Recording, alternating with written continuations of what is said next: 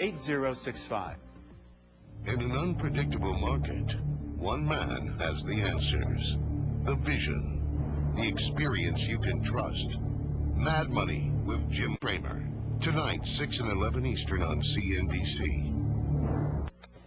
Big rally we showed you earlier wrapping up in Washington. Thousands of workers petitioning Congress to pass this Employee Free Choice Act, EFCA, which would allow workers to join a union using the card check system, something that business is against. It essentially would do away with the secret ballot that's administered by the NLRB right now. It would be an open card system. Joining us with both sides of this issue, Stuart Acuff is Special Assistant to the President of the AFL-CIO, and James Shirk is a Bradley Fellow in Labor Policy at the Heritage Foundation. Gentlemen, good to see you both. Thanks for joining us today. Thank you. Thanks for having us on. I know you point to the decline in wages over the year, the gap between the wealthy and the non-wealthy in this country, and the need to restore bargaining power. How does EFCA do all of that, though?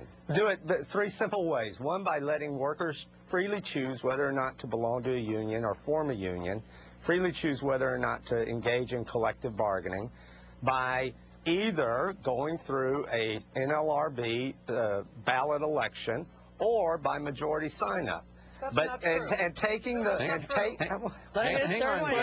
Jim. It is absolutely true. Both ways have been legal for 74 years since the passage of the Act in 1935, and both ways are used today. But today, the employer, the boss, the corporation decides which method is used, and under the Employee Free Choice Act, the workers will decide whether to go through an election or simply do majority sign-up. James? The legislation doesn't give workers any say. It gives union organizers the say. And union organizers have made it very clear that they have no intention of ever using secret ballot elections once card check becomes law. It wouldn't make any sense. That's just not true. Hang on, Stuart. And it would be illegal. It would be illegal once the union organizers have collected cards from a majority of workers at the company. Stuart, I want to make sure I understand how this works. I'm out of business. I got a business with employees.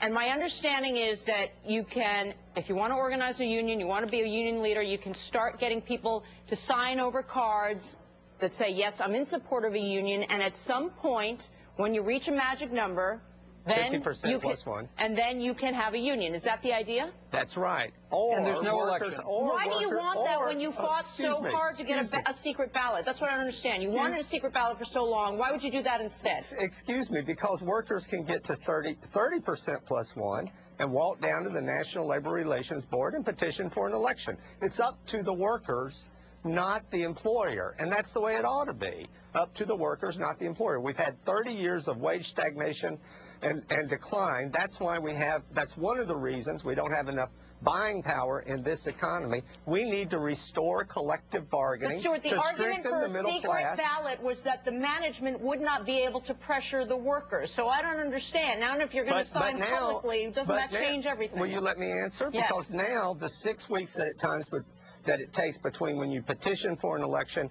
and when an election happens is when workers are fired, retaliated against, routinely intimidated by employers and by a $4 billion a year union-busting industry to keep workers from forming a union. And James, here's what I don't understand. And that's the truth. There's all kinds of You've got a lot of documentation time. on it. Okay, James, go ahead. Here's what I don't understand. If it's up to the union people to go to the employees and get them to sign up, an employee can decide not to sign up. I mean, why fear the card check system?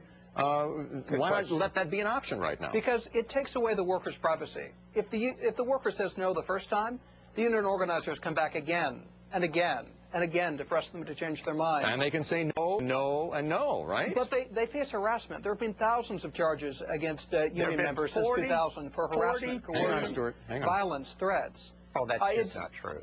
No, that is true. Thousands of unfair labor practice charges against organized labor since 2000. In the last year, we have documentation for 30,000 workers were retaliated against for exercising legally protected union activity. Every year for the last 15 years, the National Labor Relations Board will tell you more than 20,000 workers a year have been retaliated against illegally by corporations for legally protected union activity. We need to restore the freedom to engage in collective bargaining and restore the middle class. I must go, guys. We're